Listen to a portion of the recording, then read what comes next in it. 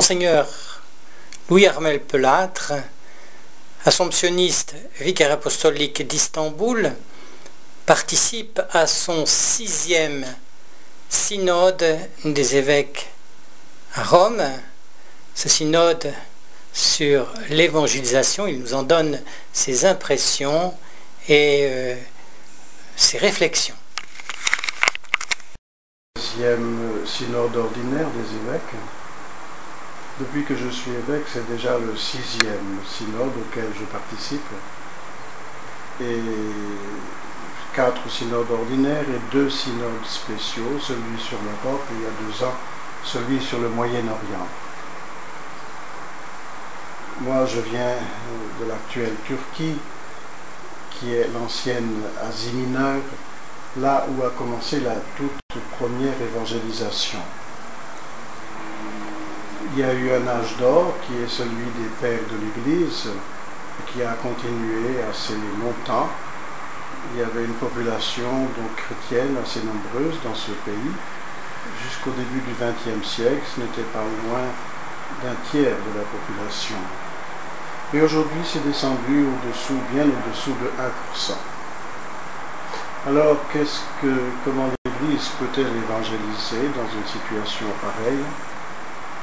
À Istanbul, où je me trouve actuellement, on peut considérer le petit troupeau de la communauté catholique, qui devra être sans doute le plus partie prenante. Mais il y a surtout la masse aussi des catholiques non pratiquants, comme ailleurs, et puis il y a les autres confessions chrétiennes. Et enfin, le 5e groupe, qui est celui de la quasi-totalité de la population, qui sont des musulmans pratiquants ou non. Pour ce qui est du premier groupe, les catholiques, pratiquants ou non, c'est un peu comme dans les pays chrétiens. Donc, nous essayons de conscientiser les gens en leur disant qu'ils sont les premiers évangélisateurs.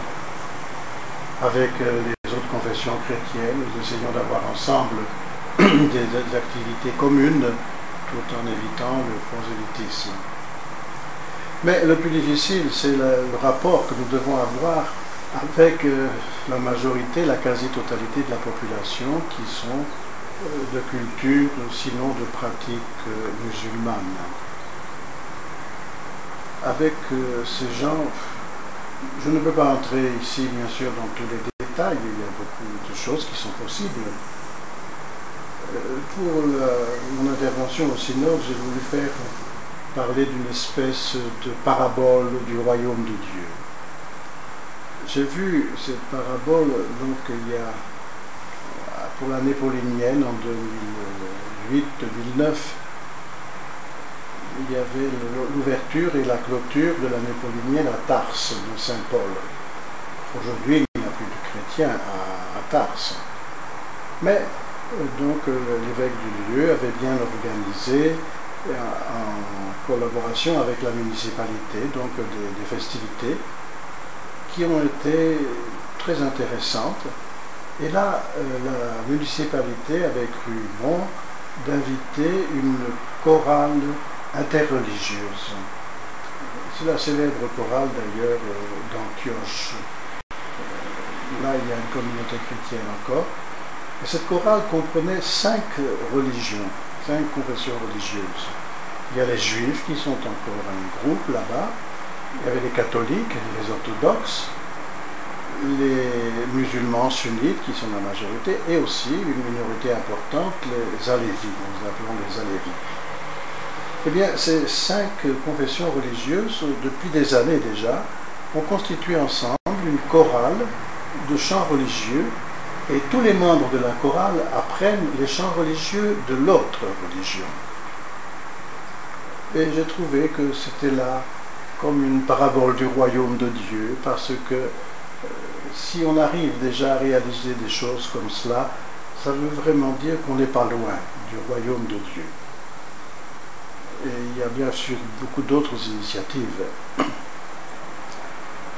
Mais pour ce qui est du dialogue justement interreligieux, moi je m'inspire surtout des directives que nous recevons de l'Église.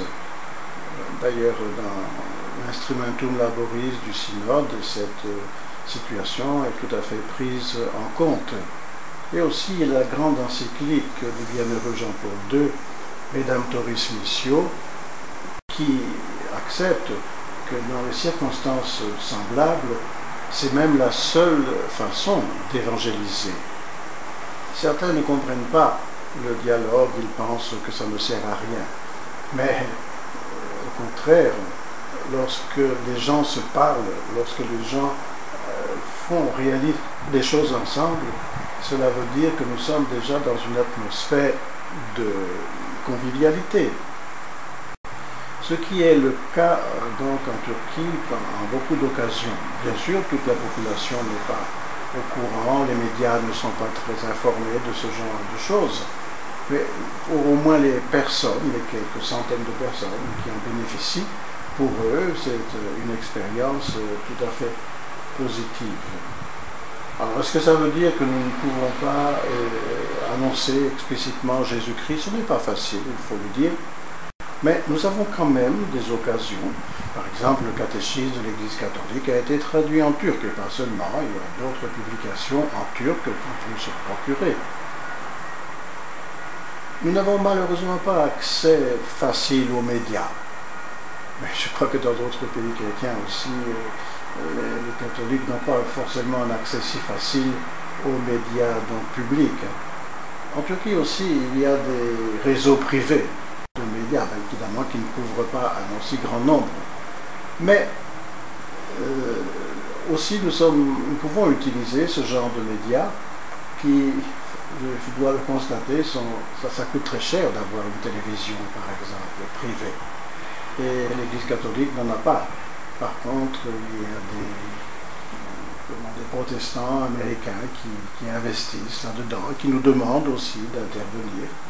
Donc, il y a ces courants-là.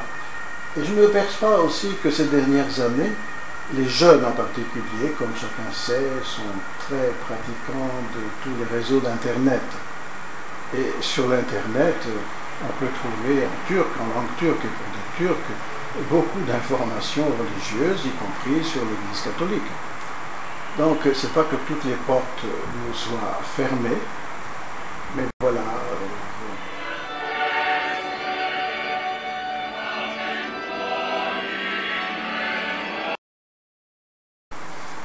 Je pense, pour conclure, que beaucoup de choses sont possibles, mais que malheureusement, nous n'avons pas tous les moyens, nous, de le réaliser. Et je voudrais demander à tous les instituts religieux, tous les mouvements, tous ceux qui envoient du personnel donc missionnaire, si on peut dire, en Turquie, de bien préparer les gens. Parce que pour cette communication, on ne peut pas s'improviser. Ça doit être préparé. On ne peut pas compter uniquement sur la bonne volonté.